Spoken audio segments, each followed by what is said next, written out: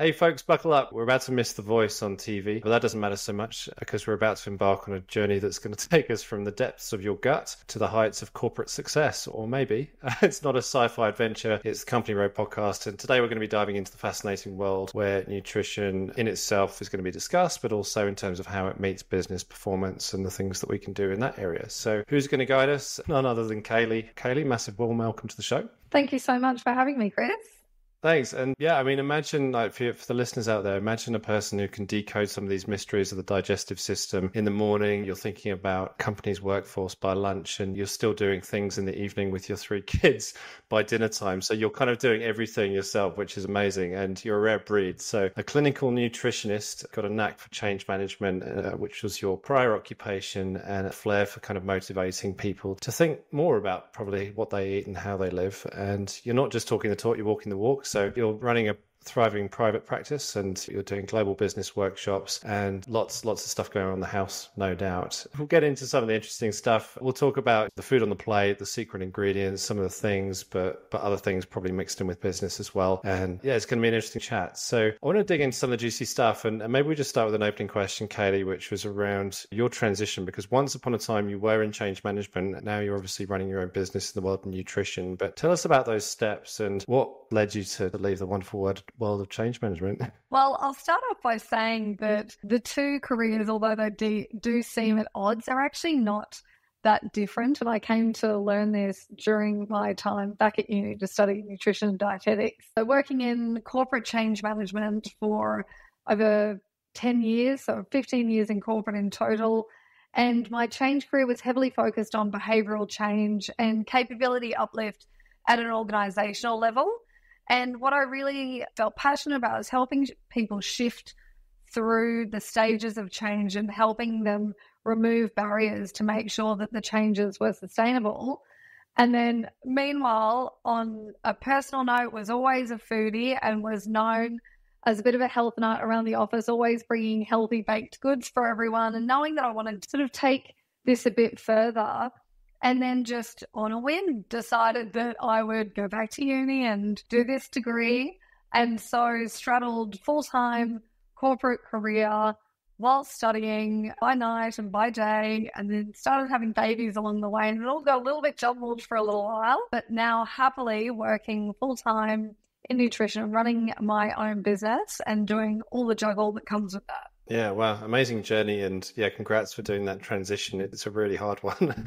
It is always more tempting to kind of stick with what you know sometimes. You can underestimate the effort that you have to put in to do that. So massive congrats on that. Thank you. Thank you. Just reflecting as you were talking, I think, some of the things that we think about in nutrition and the role that it plays in our lives. But I suppose tell us maybe about some of the work that you do and who you're helping at the minute. I do a real mix. So 2 key pillars of my business. I work with corporate, so that's where my change management skills are really helpful in terms of background and facilitation and training, because I deliver wellbeing workshops and programs into corporates on a range of health topics. So everything from sleep, gut health, mental health, women's hormone health, how to increase personal and business performance through nutrition and building your resilience to stress through nutrition, and drawing on my lived experience in corporate and working in the high pressure world of projects. It's something that I'm so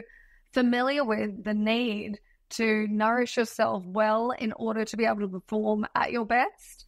So that's kind of one pillar of my business. And then the other is my private practice, where I partner with people one-on-one. So I specialize in gut health and hormones, sustainable fat loss, and also women's health across the lifespan. And the 2 worlds, the corporate stuff and the private practice, cross over a lot, because the typical profile of my private practice clients are busy professionals, white-collar people who are lost their way maybe along the way, that they're highly educated, but they're time poor, busy, and just are looking for quick, efficient ways to build health back into their already busy lifestyles without overwhelming.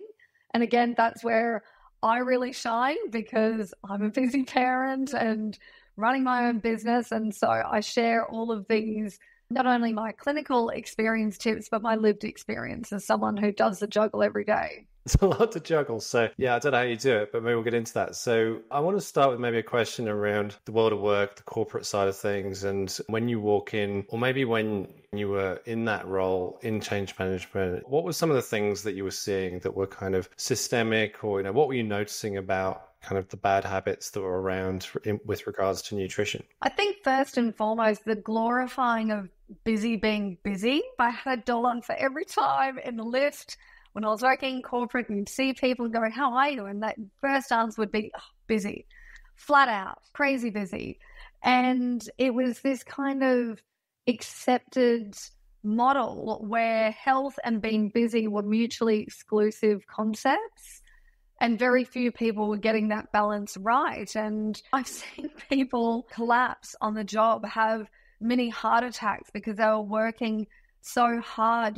People have got chronic sleep issues, stress through the roof, blood pressure issues. And this was me observing all of this stuff before I even became a clinical nutritionist. And reflecting on it now, I think, gosh, that is just so, so dangerous to be living that way, because ultimately your health is the only thing that's keeping you there doing your job. And then years later, working with clients, chief executives and people with busy jobs and doing the juggle. And one client comes to mind where through talking to her, I could really see that she was coasting very close to complete burnout. She was solo mom, very busy job. And I said to her, what's it going to take? I really think that you need to take a break of some sort, whether it's a long weekend or a week, just to kind of reset and take a step back. And she said to me, I know what you're saying, and I know what I need to do, because she had developed autoimmunity conditions because of stress. She had chronic illness issues that were widespread, lots of symptomatic things that were really impeding on her quality of life. But in the same breath, she said to me, I just don't have time to stop right now. I need to get to the end of this project in a few months, and then I'll think about stopping. And it's always sat with me, because I think, but your body might not give you that choice.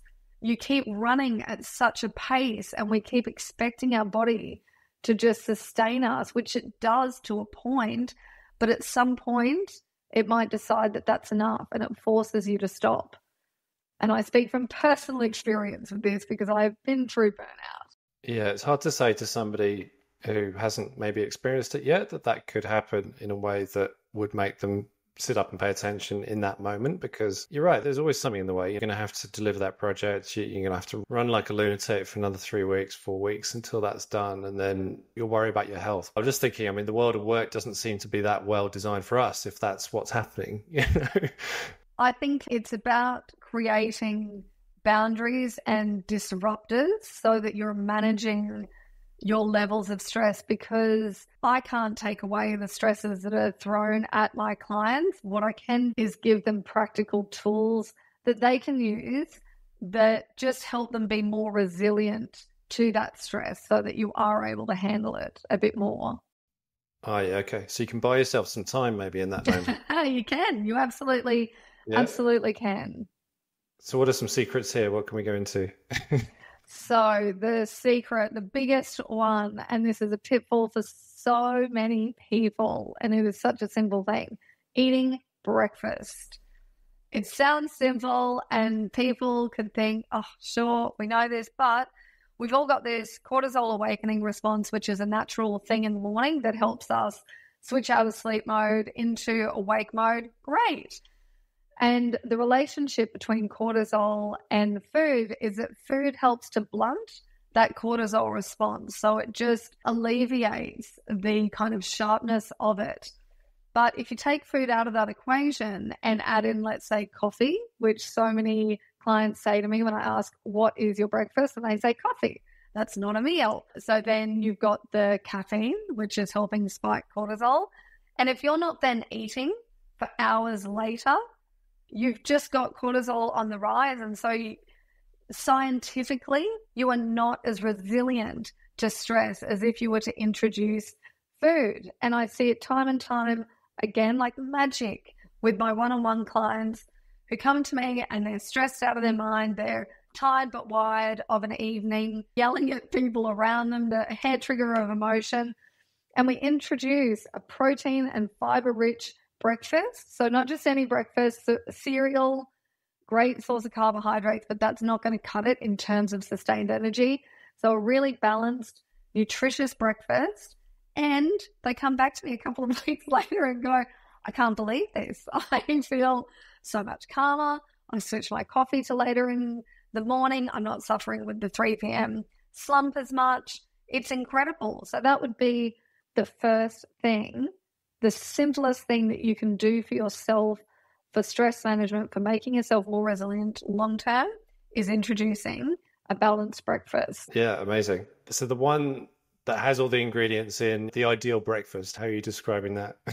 Yeah, so it's a mix. And part of what I do, I work with people to understand, what does your life look like? What is a day in the life? Are you running around? Are you out the door within 30 minutes of waking up? Are you running around after kids? So that then I can build in the breakfast that suits that person. It could be as simple as, I'm a huge fan of a whole foods smoothie that has got a protein element in there. Protein powder is a really efficient, effective way to get a full serve of protein in.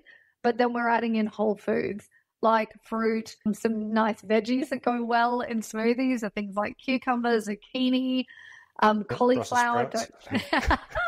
Classic. And just really neutral flavoring veggies so that you can get a quick win with getting some fiber and some veggies in, because no one is eating enough veggies. But then also some little nutrient powerhouses like seeds, flax seeds, chia seeds, hemp seeds, all really rich in nutrients that our hormones need to regulate for our immune system to be well and to feed our good gut bugs.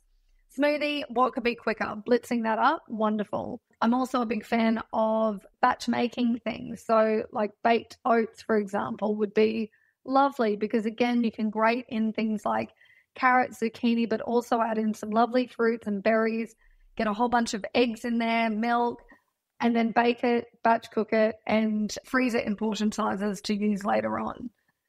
That would be a great start. Too many people, I know women are especially guilty of this, of having one egg on toast for breakfast. So if we think about a rule of thumb, because everyone hears that eggs are a great source of protein, which they are, and they're also rich in other nutrients.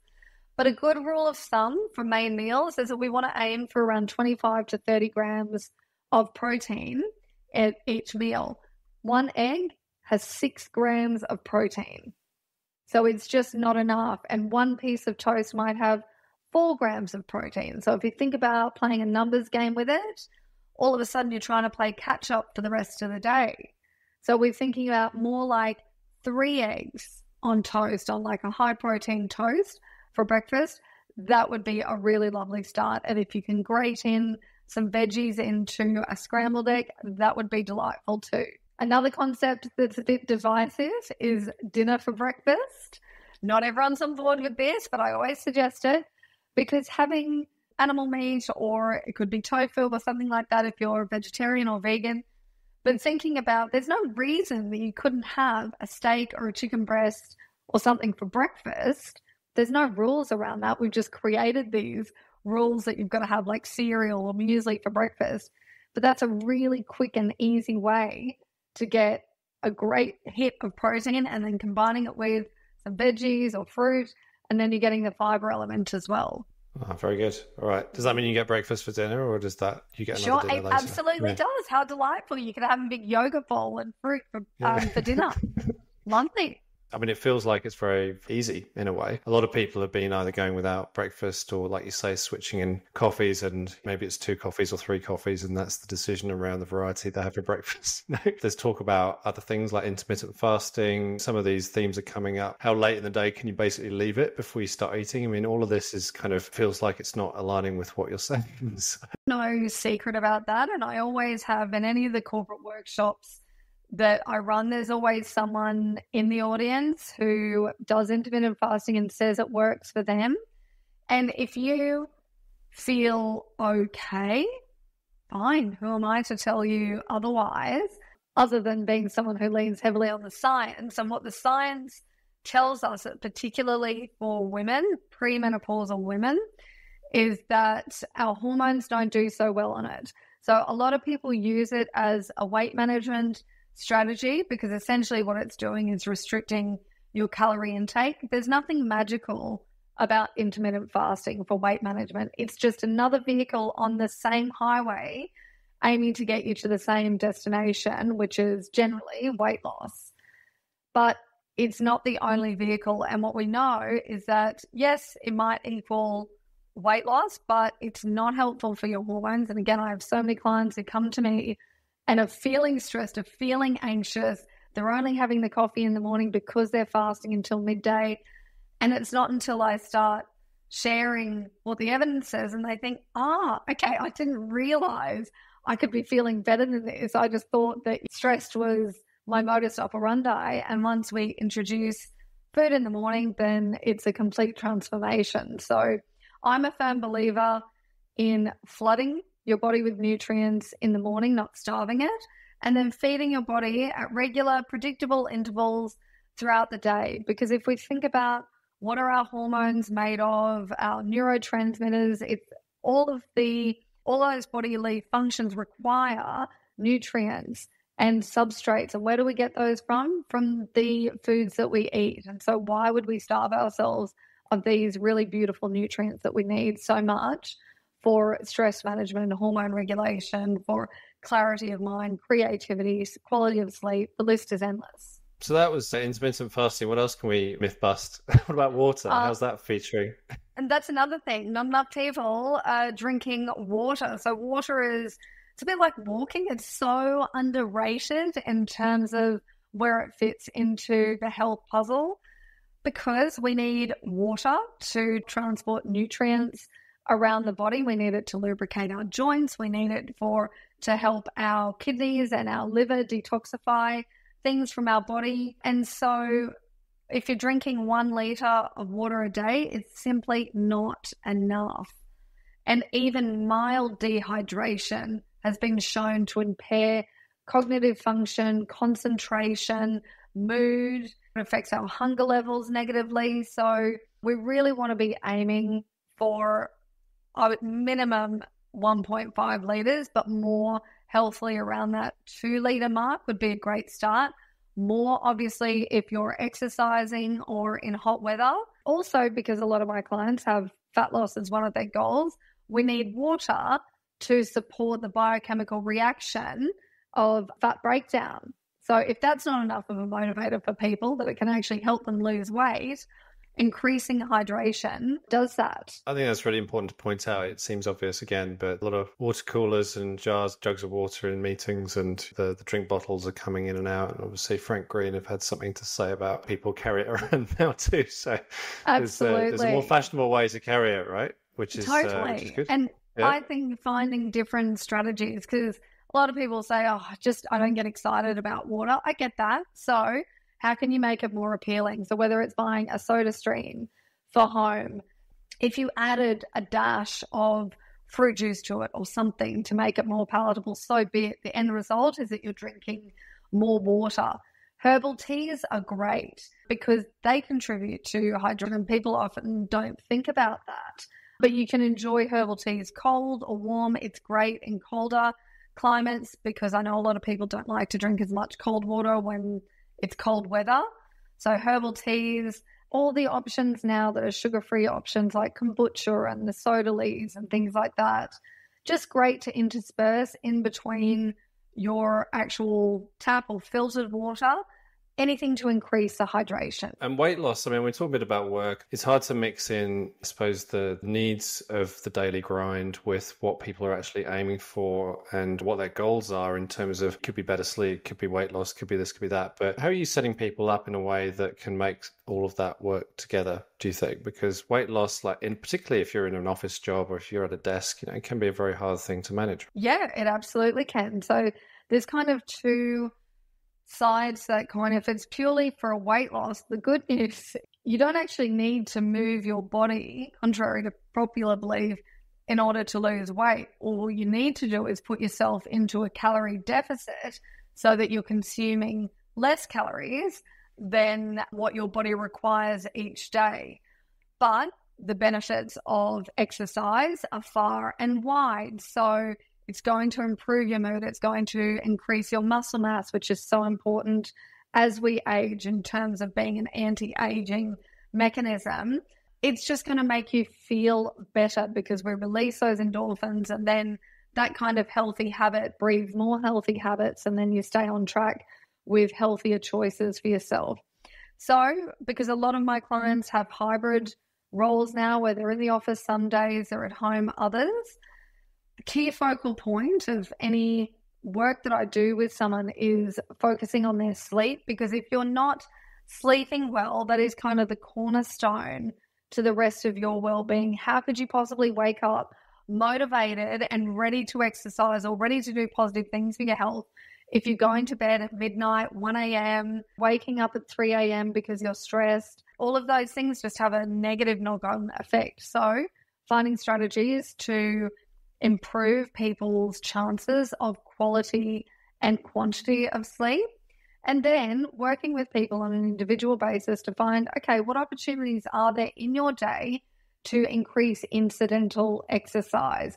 So it could be, if you're automatically taking the lift to go 1, 2, 3 flights, instead take the stairs, because it would most likely be quicker anyway. And I've done this research in an organization where I was in change management.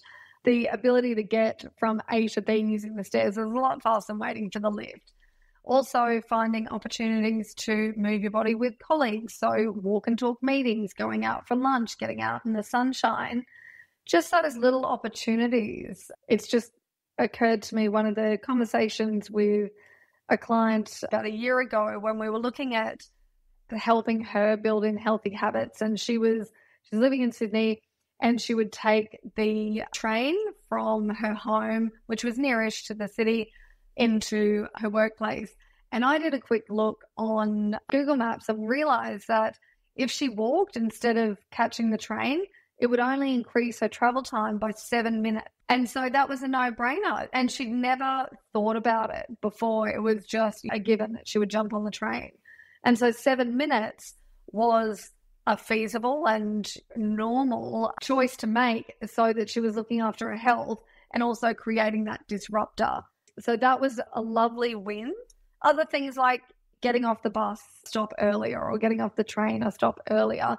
The incidental exercise should not be underestimated throughout the working day. Even if you are 9 to 5 in an office, there are opportunities. It's just about looking for them and not underestimating them, because some movement will always be better than no movement. Yeah, that's right. Yeah. I always like, when I started out in work, there were certain people that would get up off their seat in the middle of a meeting or a workshop and just kind of dance around the room a little bit. And I thought, no, do you have to be a certain level of seniority to do that? I don't know. But it was kind of, I started doing it when I was older in my later career. But to begin with, I was terrified of just standing up and walking around. But do you reckon that's okay now? Oh, look, it's contagious. Sure. Who doesn't love to inject a bit of that positivity into the workplace? Definitely. I mean, safer to do it at home.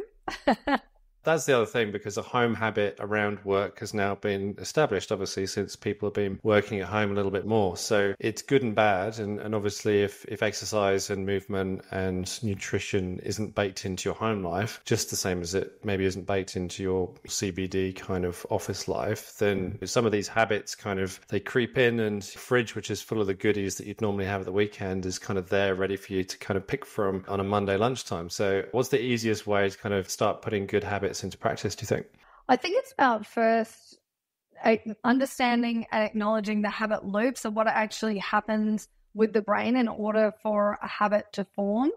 So without a trigger, there's no reminder for the habit to occur. So in our business life, you wouldn't expect to roll into a Monday without any of your work meetings in your calendar and just hope for the best that you're going to remember where you're supposed to be at a certain time. You just wouldn't do that. You book them in because they're a priority, they're important.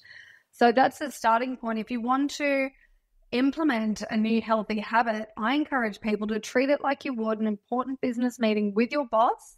Put it in your calendar. Be specific about what it is so that you've got that trigger there. And it could be as simple. There's great apps these days. There's the Habit app. The clue is in the name. And so you input any of the habits that you want to undertake, and then it pings you at different points in the day to drink more water or eat fruit or whatever it may be. So the trigger is the most important thing. It's similar to if you want to go to the gym in the morning, the best thing that you can do is put your exercise gear out somewhere obvious so that it's there in the morning, rather than just hoping that you'll wake up and remember and feel inclined to do it. So you want to remove those barriers. Whenever you're trying to implement something helpful and healthy, you want to remove the barriers to make it as easy as possible. Another example, if you want to eat more fruit, put a fruit bowl in the center of the counter, the office or at home, so that it's the first thing that you see, because the brain is lazy in a lot of these situations. That's how habits form, because we just want to look for those shortcuts and we want to do the same thing over and over again. So making it as easy as possible to perform is the starting point. Response is the actual habit that you perform. So knowing that when your exercise gear is out, that you're going to go to the gym. And then once you've done that thing, you get that reward, you get that dopamine, you get those endorphins, and then you're more inclined to repeat that habit. So it's important to understand that the dopamine hit that we get is the greatest predictor about whether we're going to perform that habit again. So we want to make sure that whatever we're trying to do, that it feels good and fuels us so that we're more inclined to keep repeating it. That's the sort of formula for building out positive habits and good habits, which is great to hear, because I think we can so easily be influenced by the people that are around us as well, the situations that we're in. In a corporate setting, you could be around hundreds of people, right? And you're seeing what they're doing every day. And if somebody's just eating burritos every day, they're at the desk just banging out the presentation or whatever they need to be doing, it's telling you, whether you think it or not, that that's kind of something that people do. And if you did only have 10 minutes for your lunch break, you might end up doing that too. So it's a hard one to navigate. We live in a sort of abundance of food. There's access to a lot of options, right, from a fast food point of view. And navigating that is also quite difficult. And preparing for good food choices, like you were saying, is actually really difficult too. So if you were preparing your own lunch and bringing it in with certain ingredients, then that's fine. But if you went for a walk down the street and there were 25 different options and 3 of your mates are going to get this and somebody else is going to get that, then you're going to be influenced by that to some extent as well. So it's hard in a way to kind of counter that at an individual level, but I still feel like people now need to wake up to the fact they need to take more responsibility for themselves, what they're putting into their bodies, essentially, because this big kind of food epidemic sit with people for many years, the habits will just be ingrained, and then at the end you're thinking about retirement and people are then going to have health problems, right? Because they'll have had all those habits for 20, 30, 40 years or whatever it is in the corporate world. It's chronic already, isn't it?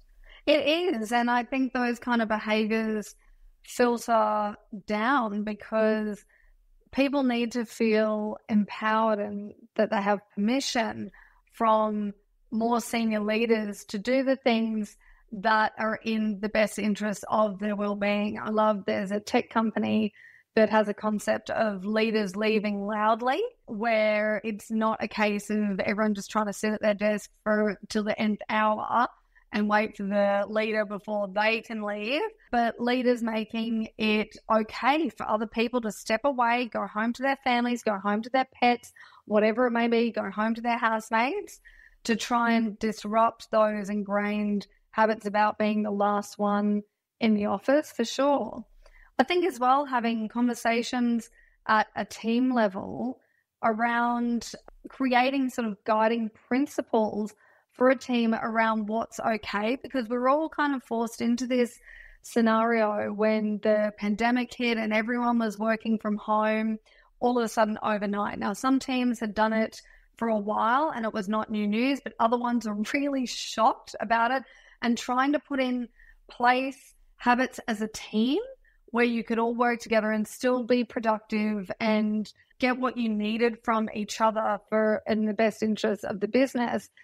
But not many teams were having helpful conversations around what does it look like from our behaviors on a personal level that actually support business performance. So an example would be, what are our rules around how and when are we taking breaks, and which meetings can we do as walk and talk meetings? Are we making it okay for each other to go to the gym at lunch, or is that a before work thing? And coming to that sort of group agreement, because it's no good one person deciding that this is what I need to do for myself without considering how it impacts the team, but rather having upfront conversations so that it can work for everyone in really helpful ways while still supporting those group and team outcomes for the business. Yeah, because I think that if it then becomes a shared responsibility, it's not just on the individual. It's not you or me basically trying to figure out how we're going to make it better for ourselves, but it becomes a shared problem, shared solution. Everyone's working together to try and make that workplace a lot healthier. And if the conditions are set up, then that can obviously happen. It's a bit easier. Happier employees are more engaged. All the research points to that. When they feel supported, when they feel that their well-being is a priority, they're going to be more productive, more creative. You're going to retain staff longer, have less turnover, and you're going to also have less sick days. So it's something that shouldn't be under prioritized, looking after the well-being of people, because we know how much sick days already cost the Australian economy billions and billions of dollars every year. And poor sleep alone contributes to, I think it was 12 days per employee of lost productivity each year. So really looking after the well-being of your people and making sure that people are empowered to do the same thing for themselves, so important. And everyone wins in that scenario. In well-being terms, how does a company set up something that doesn't look like it's just another virtual yoga? And it's coming from the heart, right? From the leadership and whoever's involved in the committee, they want to make sure that it's set up. But how do you do it in a way that feels like it's important, relevant, people are going to do it, people can get behind it, without it just being this service to something that they feel like they should be doing? Sure. I will lean on my change management experience with that. The most important thing is to ask people what they want. Too often, organizations are afraid to ask because they're afraid of what people are going to feed back to them. But I'll often when I'm working with a particular contact within an organization, and let's say we've run one workshop or we're looking to run the first workshop, and they'll be kind of choosing between my suite of options, and they might be on a wellbeing committee and HR, and I'll say to them, do you know what is a priority for people? And they'll say, oh, I like the look of this. And I say, well, if we've got time, I think it's really important to put some feelers out and ask people what they want, what are they interested in, because that's going to maximize engagement and make it meaningful for people rather than feeling like something is being done to them. But if you take them on the journey and empower them along the way, then you're going to have maximum uptake and maximize the positive outcomes from that initiative as well. Playing that out, I mean, what have been some of the initiatives that you think have worked really well? One client that I've done a lot of work with over a number of years, I think what has worked so well for them is that it's not just one workshop as a one-off, because that's a great starting point. As an example, to learn a little bit about nutrition, great. People have a chance to ask questions, get a little bit of knowledge. But from a change perspective, is that going to embed the types of behaviors and habits that you're wanting to see as positive outcomes for people? Probably not, because it's just a little bite-sized piece of knowledge. Whereas embedding an ongoing wellbeing program where I get the opportunity to work with organizations ongoing, so you get to see that shift. So regular interventions.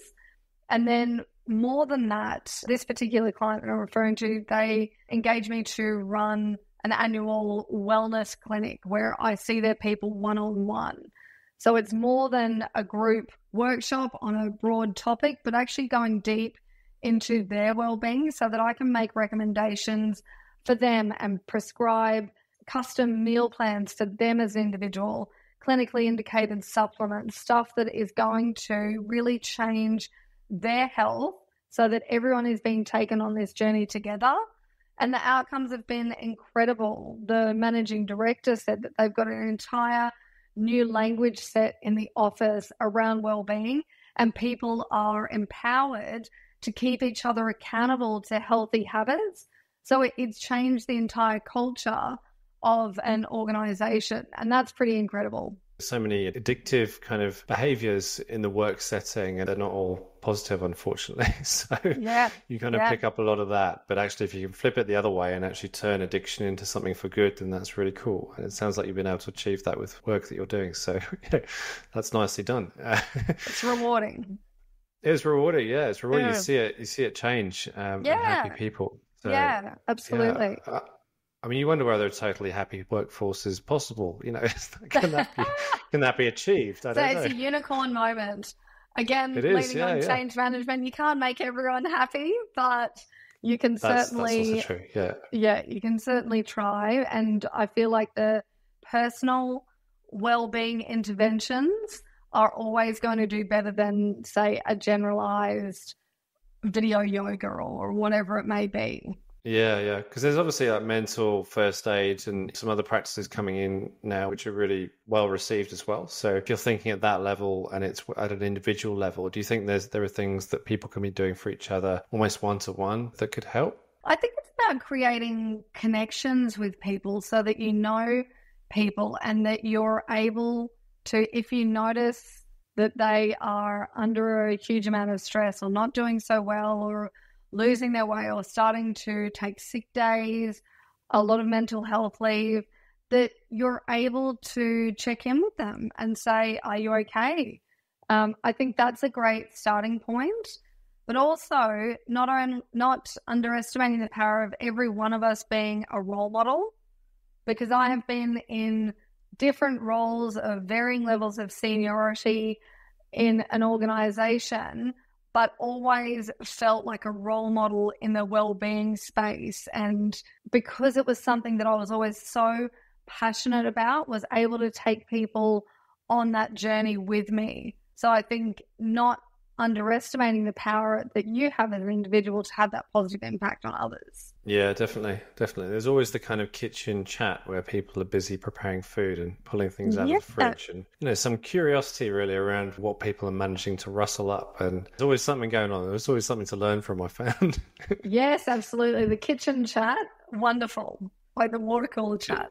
We're talking about responsibility within the organization. So obviously we can take responsibility for ourselves and on our own actions. We can help some other people. Sounds like the leadership can also take some responsibility in setting up the conditions in the right way. But I think even that takes it so far. But there's also the bit that we're trying to get around, which is around probably the information, the misinformation that's out there around nutrition, some of the common mistakes people make in terms of what's healthy and what's not. And that can be really hard, because when you're looking for a shortcut to a good meal or a healthy snack, then you're often falling on the things that maybe aren't that good for you either. So if you found that to be the case, there's a lot of stuff obviously in the shops, the supermarket, that looks like it's healthy, but it's just not. I think it's really difficult. We have never been in a better position to find the information that we desire, but it's a double-edged sword because we are so overwhelmed and find ourselves in a position of paralysis by analysis, because it feels like you're told something one day, like intermittent fasting is the best thing ever,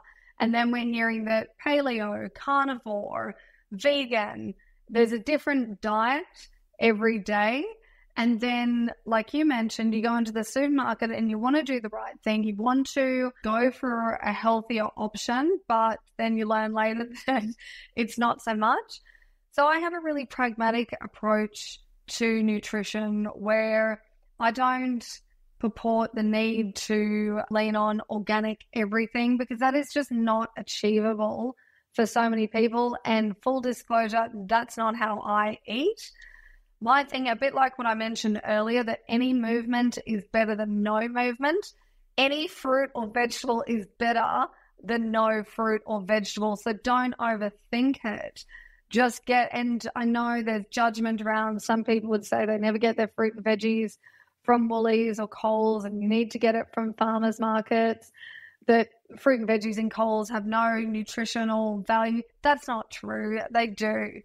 The one thing that I do advocate for is eating seasonally. It's cheaper because you're eating what's in season. It's also fresher because fresh produce, so fresh fruit and veggies, have got live enzymes in them, as opposed to fruit and veggies that have been refrigerated for months and months on end and brought in from other countries.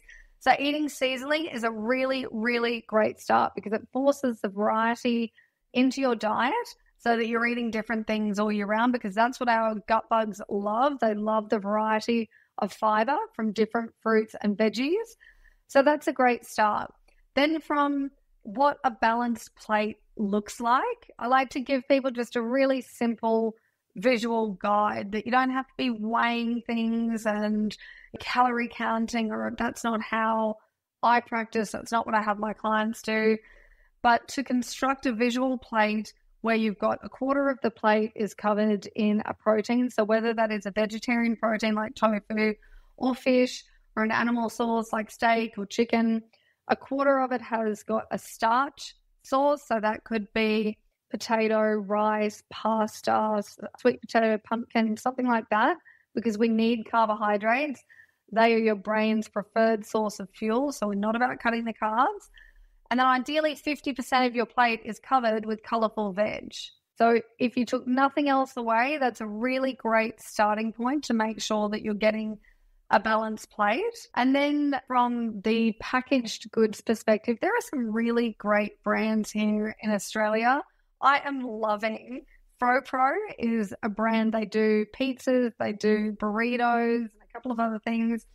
It's high protein, high fiber, wonderful. So those are great convenience foods. And then the rest, I wouldn't overthink it when you've got the bulk of your food. If you're making meals at home, and ideally we want to remove the barriers where you're buying food when you go into the city or having to make new lunches the next day, just take leftovers. It's the simplest thing.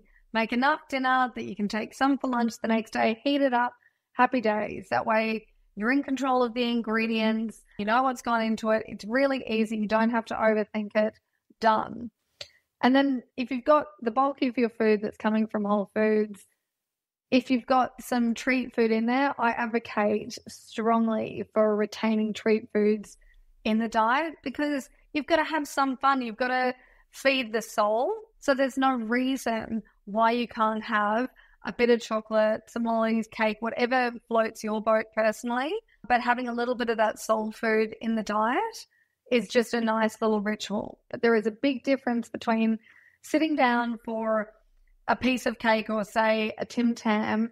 If you've fueled yourself well, you've started the day with that nicely balanced breakfast, you've had a nice lunch, and then you sit down, say, with a cup of tea and a treat of your choosing, great. Do that. That's a lovely ritual where you can make a moment of it, versus you haven't eaten all day or you've tried to restrict yourself. You open up the sleeve of Tim Tams and all of a sudden you just inhale them before even thinking, and then you perpetuate this cycle of restrict and binge. That's a problem. Yeah, or regret. Yeah. Absolutely. You just plummet into the cycle of regret.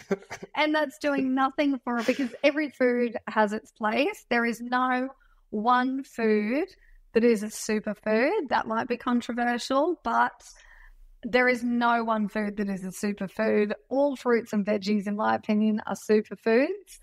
And similarly, there is no one food or nutrient like sugar or carbs or anything like that that is more responsible for weight gain or weight loss. It's simply not true. Overall caloric intake is what dictates whether you gain weight, stay the same, or lose weight.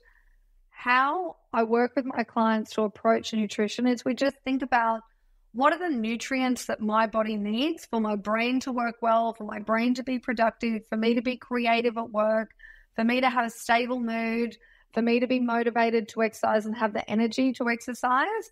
What are those nutrients that we need? And we just need that balance of protein and carbs and fat, so our macronutrients.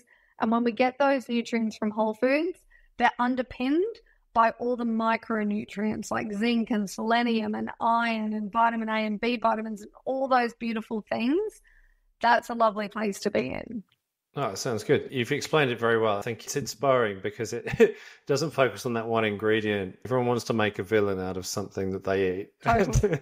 You know, it's sugar, or it's too many carbs, or it's this or that, or it's alcohol or whatever. But it just feels like it's not any of those things. It's just about balance and making sure that the foundational aspects of what you're eating are in balance, but also there. Yeah, I was watching another TV show about the microbiome the other night, just in preparation. It was, Love it. Doing your homework. It was saying something like you had to eat like 20 to 30 different vegetable types every week just to introduce that variety into the gut. And I have no idea how many vegetables or fruits I eat every week. So I'm actually making a list this week of how many I'm doing. Yeah, it feels like a lot.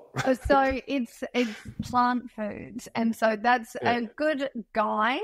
Plant foods include nuts, seeds, lentils, pulses, whole grains.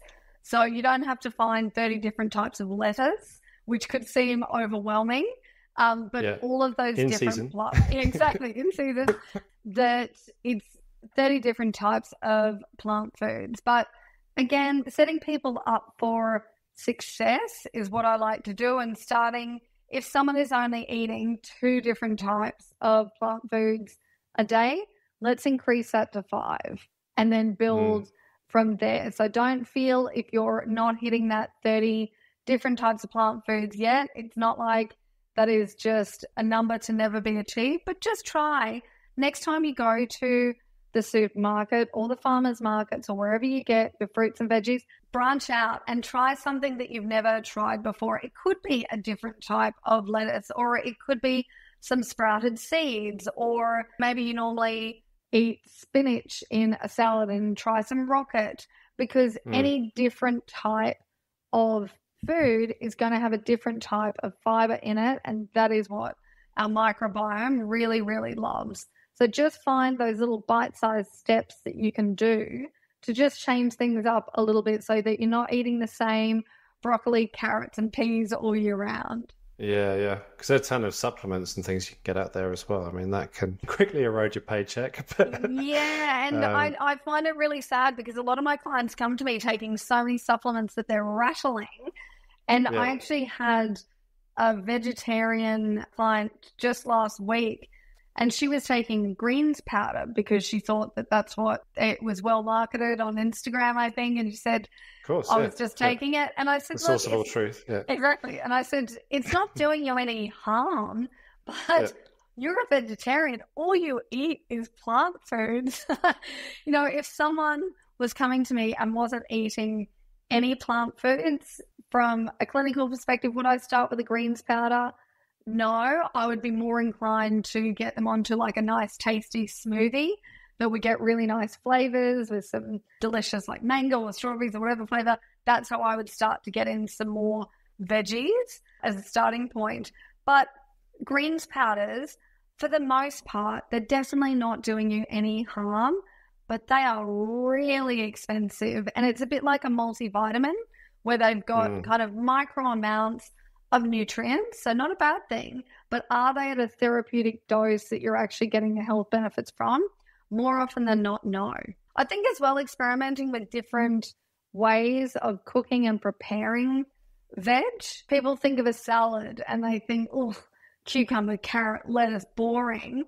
But a roast veg salad that has got some nice seeds on there for crunch, you've got some goat's cheese, feta, or halloumi, or whatever kind of cheese that you like, with a nice protein on there, whether it's salmon or chicken. How delicious to sit down to that. So it's about changing people's perspective on things as well. Or if you're English and you grew up in a family where the veggies were cooked for so long for a Sunday roast that they turn grey, it's about rewiring the brain that not all veggies need to be cooked that way. Check. I can relate. That we can stir fry things, or we can steam them, or we can saute them with flavor. That's another thing. It's like you don't have to sit down to steamed broccoli with absolutely no zing to it if you don't enjoy veggies. Get some nice spices, some herbs, a nice dressing. That's another thing that diet culture has ruined for people that they think that they can't have a little drizzle of dressing because it's got too much sugar or too much fat. But then what happens is that they don't eat a salad at all because it doesn't taste good.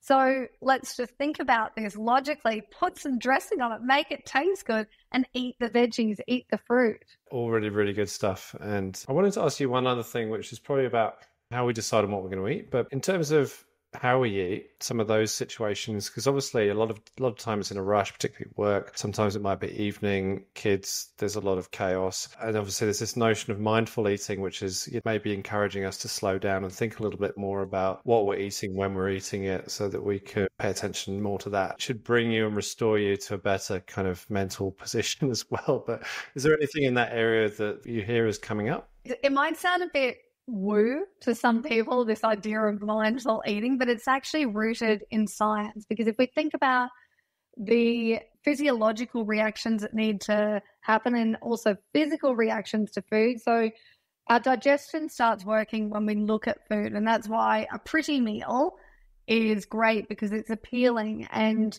if you think about when you're hungry and you're looking at a tasty meal, you start salivating. So those are your digestive juices that are starting to work. That's a really good thing. So sitting down and actually engaging with your meal, a nice saying is that you should never eat if you can see your knees. So no more eating in front of the TV with your plate on your knees, but sit at a table, sit down and make it a moment. And there are some cultures around the world which really showcase in terms of longevity and their way to approaching food is making it a social interaction that we weren't made to eat alone and just shovel our food in front of the computer.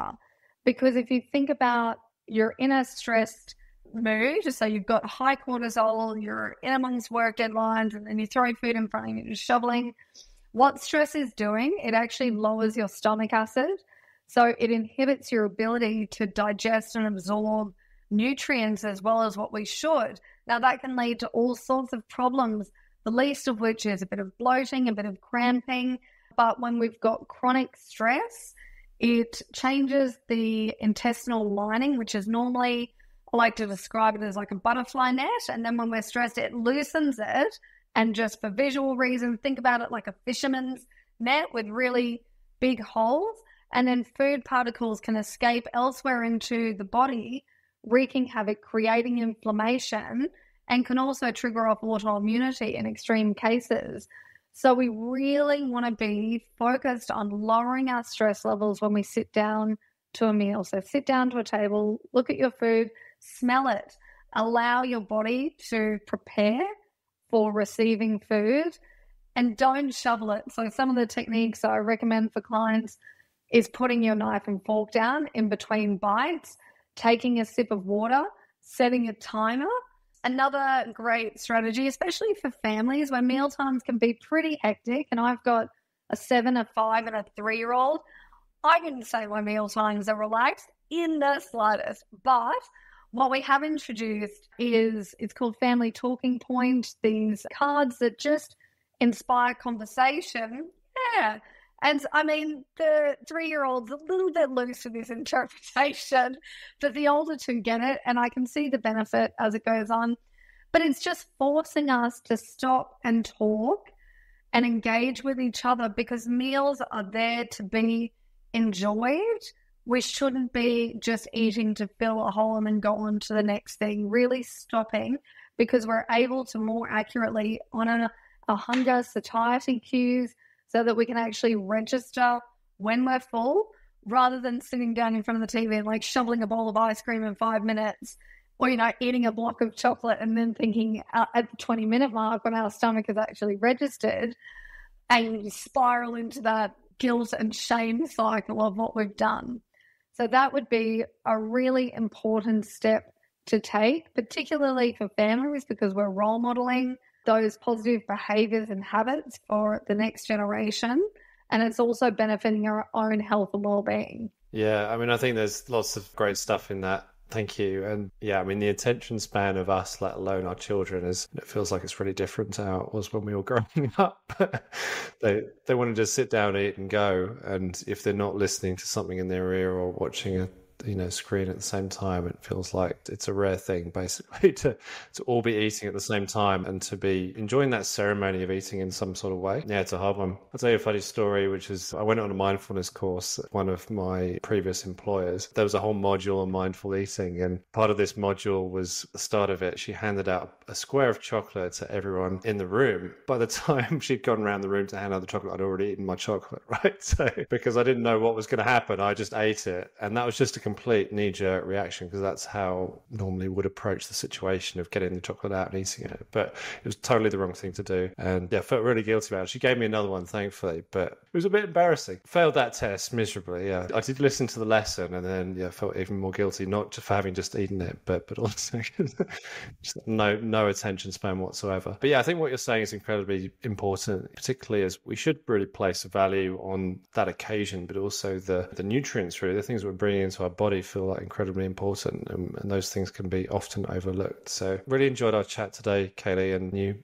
bringing such a fresh and lively perspective to the way in which we eat, the things we can think about, particularly within a working environment. Just feels like it's often neglected, and I think we can do some very simple things, and you've been kind enough and really generous with your knowledge and wisdom around that, so that people can try a few other things out. If there's a way in which people could get in touch, they want to ask you a question, or if they want to find out more about your work, where would they find you? Thank you, Chris. So a great place to start is heading to my website, CailieFordNutrition.com. I've got a range of free resources to download, blog articles on different nutrition topics, and you can learn more about my workplace wellbeing services. But if you're looking for a more personalized support, you can reach out for a free discovery call, chat about your goals, my approach, and see if it's a great fit for you. Specifically, I specialize in gut health, hormones, sustainable fat loss, and women's health. So if any of those resonate with you, I'm definitely here to help. And then from socials, you can connect with me on LinkedIn. I'd love to hear from you, or on Instagram, Cailie Ford Nutrition. Wonderful. All right. And what's for dinner tonight? We haven't eaten dinner. Come on, I've got 3 kids, so we have prison tea at 5:30, and we had veggie loaded tacos. This is a controversial thing in my house. I was telling someone about it yesterday, and they could not get their head around it. We have Taco Monday, not Taco Tuesday, because I prepared the taco stuff on a Sunday so that I don't have to do it on a Monday night. That's another one of my little efficiency hacks. Is very few meals in my working week are actually cooked from scratch on the night. A lot of it is prepared, and then I just assemble. So tonight was Taco Monday. Very good. You heard it here first. It's a new thing. Thanks so much, Cailie. Really, really appreciate the chat, and thank you. I'll leave you to your evening now. We'll go back to watching The Voice. Thank you so much, Chris. Great to chat with you. Thank you.